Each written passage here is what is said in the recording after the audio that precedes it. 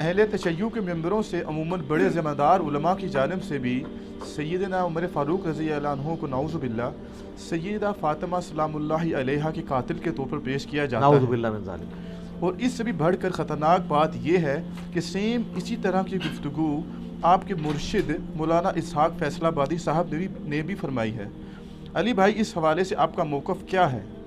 میں موقف تو اپنا بعد میں دیتا ہوں نا، پہلے تو یہ مولانا اسحاق صاحب کے اوپر جو اہل حدیث نے جھوٹ باندھا ہے نا، اللہ تعالیٰ ان کو ہدایت دے۔ ان لوگوں نے مولانا اسحاق صاحب کے ساتھ دو نمبری کی ہے، اور اس کے باوجود مولانا اسحاق صاحب نے اپنی زندگی میں ویڈیو ریکارڈ بھی کروا دی تھی، کلیریفیکیشن دی تھی کہ آپ نے میری ویڈیو آؤٹ آف کنٹیکسٹ پیش کی ہے۔ 40 اہل حدیث علماء نے مل کے ان کے اوپر گمراہی کا فتویٰ لگایا، حالانکہ مولانا اسحاق صاحب نے ریٹن میں ان کو دیا تھا کہ میری یہ بات یوں نہیں یوں تھی۔ وہ چونکہ اہل تشیع نے بھی آدھی ویڈیو کاٹ کے چڑھائی۔ سر، آپ اپنے بابوں کی آدھی ویڈیو کاٹ کے چڑھائیں، میں کبھی بھی اس کے اوپر کلپ نہیں بناؤں گا جب تک میں پوری بات دیکھ نہ لوں۔ میرے سے ابھی تک زندگی میں ایک دفعہ غلطی ہوئی ہے، وہ چپل والے مسئلے میں نے وہ کلپ ڈیلیٹ کرا کے تو اپنی رجوع ریکارڈ کروائی ہے۔ وہ مجھے کسی نے بتایا تھا کلپ، اس سے نہ پہلے نہ بعد میں نے کبھی، جب تک میں خود پوری بات سن نہ لوں، میں کسی کے بارے میں بات نہیں کرتا۔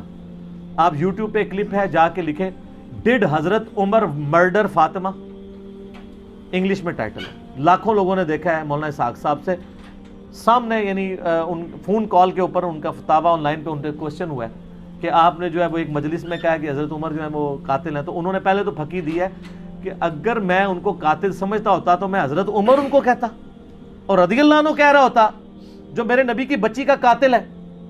تم لوگوں کی عقل نہیں کام کرتی کہ اگر میں اس کو قاتل سمجھتا ہوتا تو میں اس کو رضی اللہ عنہ کہہ رہا ہوتا؟ Point to be noted.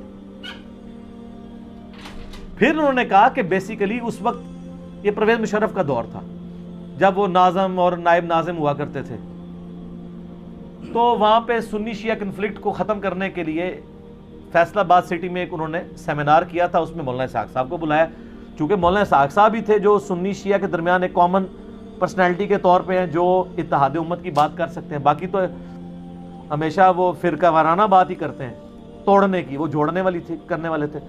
اس میں انہوں نے یہ بات کی تھی کہ جب شیعہ کو یہ بتایا گیا ہے شیعہ کے حوالے سے کہ حضرت عمر قاتل ہیں حضرت فاطمہ کے، نعوذ باللہ، تو انہوں نے گالیاں دینی ہے نا۔ انہوں نے یہ نہیں کہا تھا کہ میرا یہ عقیدہ ہے، اور ساتھ انہوں نے آگے جو بولا وہ انہوں نے کاٹ دیا۔ وہ ویڈیو وہ بھی لاکھوں لوگوں نے دیکھی ہے، پڑی ہوئی ہے، وہ آپ اوریجنل ویڈیو بھی دیکھ لیں بغیر کٹنگ کے۔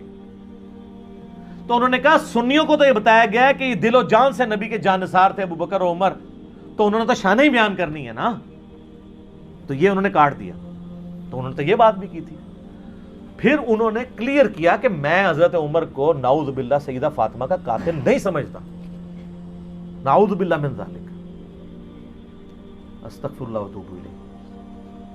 انہوں نے کہا کہ یہ سنی اور شیعہ دونوں کو گمراہ کیا نا جس کتاب نے، سنیوں میں تو بہت کم لوگ ہیں، شیعہ میں زیادہ ہیں، چونکہ یہ سودا مصائب والا بکتا ہے۔ تو مولانا اسحاق صاحب اکثر کہتے تھے، اور میں بھی شیعہ سے کہتا ہوں، وحدت امت والی ان کی ویڈیو میں انہوں نے کہا ہے کہ پہلے اصول اور مبادی طے کریں، اور یہ جو آپ محرم کے دنوں میں مصائب بیان کر رہے ہیں نا، ان مصائب کی پہلے اسناد بیان کریں اپنے اصول شیعہ کی احادیث کی کتابوں میں سے، اصول حدیث کے اوپر، جب ثابت ہوں تو پھر بیان کریں، کہانیاں نہ کروائیں۔ جیسے وہ اگلے دن میں نے وہ کتاب پڑھی ان کی صلح حسن کے اوپر آئی ہے، ظہور احمد فیضی صاحب کی، بڑی بڑی پھکی دی تھی انہوں نے، خود بریلویوں کو۔ انہوں نے کہا آپ تو کہتے ہو کہ شیخ عبد القادر جیلانی اولیاء کے سردار ہیں، اور تمام اولیاء کی گردن پہ شیخ عبد القادر جیلانی کا پاؤں ہے، اور جو یہ نہ مانے کہ شیخ عبد القادر جیلانی میرے سردار ہیں اور میری گردن پہ ان کا پاؤں وہ نہ مانے، تو اس کی گردن پہ خنزیر کا پاؤں۔ تو انہوں نے کہا میں پوچھتا ہوں کہ عبد القادر جیلانی کا مرتبہ ہے یا مولا علی کا مرتبہ زیادہ ہے؟ مولا علی کا۔ تو انہوں نے کہا جو مولا علی کی بیعت نہ کرے اس کی گردن پہ کس کا پاؤں؟ کڈی وڈی پھکی دیتی۔ عبد القادر جیلانی نو جو نہ منے او دی گردن دے اوتے خنزیر دا پیر، تے جڑا مولا علی نو نہ منے ان کی خلافت سے بغاوت کرے اس کی گردن پہ کس کا پاؤں؟ خنزیر تو وڈی شے لبنی پینی ہے۔ یہ پھکی دی انہوں نے۔ تو یہ مجھے ایک ضمناً ایک مدنی لطیفہ یاد آ گیا تو میں نے بیان کر، یہ اوریجنل بات انہوں نے لکھی ہے بڑے دلائل کے ساتھ۔ اچھا، یہ جو سیدہ فاطمہ کے حوالے سے مولانا اسحاق صاحب نے کلیریفیکیشن باقاعدہ اس میں دی ہے کہ میں نہیں مانتا ہوں انہوں نے کہا مصائب جتنے بیان کرتے ہیں پہلے ان کی آپ سند ثابت کریں. اگر آپ اس کو ڈیپ ڈگ کریں گے دنیا کی جتنی کتابوں میں سیدنا عمر پہ یہ الزام لگایا گیا کہ وہ نعوذ باللہ حضرت فاطمہ کے قاتل ہیں، اس کی اصل ایک ہی سند ہے، ایک ہی کتاب ہے جس سے ساروں نے لی ہوئی ہے، اور وہ کتاب ہے سلیم بن قیس ہلالی کی. اردو میں ہم سلیم بولتے ہیں، یہ لفظ سلیم ہے عربی میں. یہ کہتے ہیں حضرت علی کے اصحاب میں سے تھا، تابعی تھا، ان کے ساتھیوں میں سے تھا. جب حجاج ابن یوسف نے شیعان علی کے اوپر ظلم کیے تو یہ چھپ کے ابان بن ابی عیاش کے گھر میں اس نے پناہ لی. پوری زندگی اس کے ساتھ رہا. مرتے مرتے یہ کتاب اس کے حوالے کی اور کہا کہ میں تو جا رہا ہوں، تو یہ کتاب امانت ہے تیرے پاس، امت تک پہنچانی ہے. اس کے بعد ابان بن ابی عیاش اس کتاب سے روایتیں بیان کرتا تھا. اب یہ نہیں پتا کہ یہ روایت اس کتاب میں لکھی بھی ہوئی تھی کہ نہیں، یہ وہ خود سے بیان کرتا تھا، کیونکہ ابان بن ابی عیاش خود کذاب ہے. کذاب بندہ اگر روایت بیان کر رہا ہو تو اس کی اتھینٹسٹی خود ہی ختم ہو جاتی ہے. ابان بن ابی عیاش وہ ہے جس کو صحیح مسلم کے مقدمے میں امام مسلم نے لکھا ہے کہ یہ کذاب جھوٹا راوی ہے. بلکہ دو تابعین تبع تابعین آپس میں ملاقات کرتے ہیں تو اور وہ اس کو بتاتا ہے کہ میں نے جو ہے وہ 1000 سے زیادہ حدیثیں ابان بن ابی عیاش سے سنی ہیں. اور وہ کہتا ہے پھر میں نے نبی علیہ السلام کی خواب میں زیارت کی تو آپ نے صرف 5 یا 6 حدیثوں کی تصدیق کی، باقی سب پہ آپ نے فرمایا میری حدیثیں ہی نہیں ہیں. ابان بن ابی عیاش کا یہ حال ہے. یہ 140 ہجری میں یا 146 ہجری میں فوت ہوا ہے. کذاب.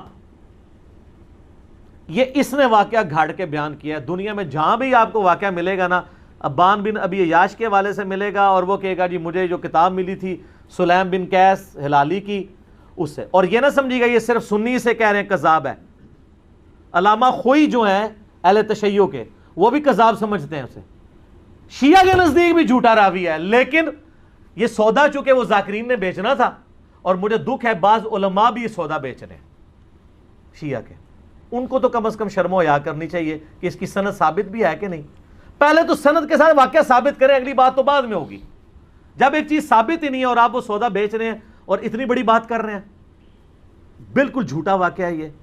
کوئی سیدنا عمر قاتل فاطمہ نہیں ہے، ورنہ مولا علی پوری زندگی کبھی بھی کمپرومائز نہ کرتے. مولا علی کو یہ حدیث نہیں پتا تھی، بخاری و مسلم دونوں میں حدیث ہے، فاطمہ میرے جگر کا ٹکڑا ہے، جس نے فاطمہ کو تکلیف دی اس نے مجھے تکلیف دی، اور جس نے فاطمہ کو قتل کیا ہو مولا علی اس کے ساتھ ہوں اور اپنی بچی کا رشتہ ام کلثوم کا اس کو دے دیں. اور یہ وہ چیز ہے جو شیعہ کی کتابوں میں موجود ہے. وہ تعویل کرتے ہیں کہ جی وہ زبردستی لیا تھا. انکاری کوئی نہیں ہے. ذاکرین انکاری ہو جائے، ذاکرین تو ہے ہی جاہل ہے نا، ان کے پاس تو علم ہے ہی نہیں ہے. حضرت عمر چاہتے تھے میری اہل بیت کے ساتھ نسبت کام آئے مجھے قیامت الدن، تو حضرت علی سے ان کی بچی کا رشتہ مانگا. تو اس طرح ہوتا. پھر حضرت علی رضی اللہ تعالیٰ عنہ چیف جسٹس کا عہدہ قبول کرتے حضرت عمر کے دور کے اندر کہ تو میرے بیوی کا قاتل ہے تو ہاں میں تیرا عہدہ قبول کرتا ہوں. اور ناج البلاغہ سے میں نے خطبہ بتایا، جنگ قادسیہ میں جانے سے روکا ہی مولا علی نے کہ عمر اگر تو مارا گیا تو پیچھے ہمارا ستیہ ناس ہو جائے گا. ان کی جان کو قیمتی سمجھتے ہوتے، اپنے بیوی کی قاتل، اور بیوی نہیں صرف جنتی عورتوں کی سردار. بخاری مسلم میں حدیث ہے میری بیٹی فاطمہ جنتی عورتوں کی سردار ہے، اور ترمذی میں آگے الفاظ ہیں حسن و حسین جنتی نوجوانوں کے سردار ہیں. تو ہم تو مولا علی کے ساتھ کھڑے ہیں بھی علیہ السلام.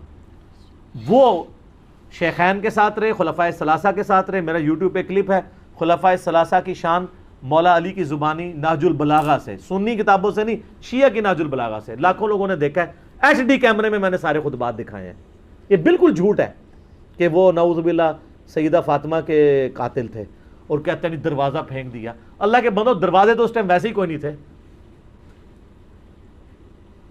ہاں میں قرآن سے ثابت کرتا ہوں. قرآن میں آیا جب کسی کے گھر جاؤ تو اجازت لو. اعلیٰ ہونا چاہیے تھا دروازہ کھٹکھٹاؤ، کیونکہ اگلے زمانوں میں ابھی بھی گاؤں ایریا میں آپ چلے جائیں تو صرف پردے لٹکے ہوتے ہیں، باہر سے صرف آواز لگاتے ہیں میں اندر آ سکتا ہوں، عورتیں پردہ کر لیں چلے جاتے. اسی لیے تو مسلم شریف میں حدیث آتی ہے نا کہ نبی علیہ السلام کی چارپائی کے نیچے وہ ایک کتے کا پلہ چلا گیا تھا تو حضرت جبرائیل اندر ہی نہیں آئے تھے. اوریجنل سگے مدینہ، اصلی مدینہ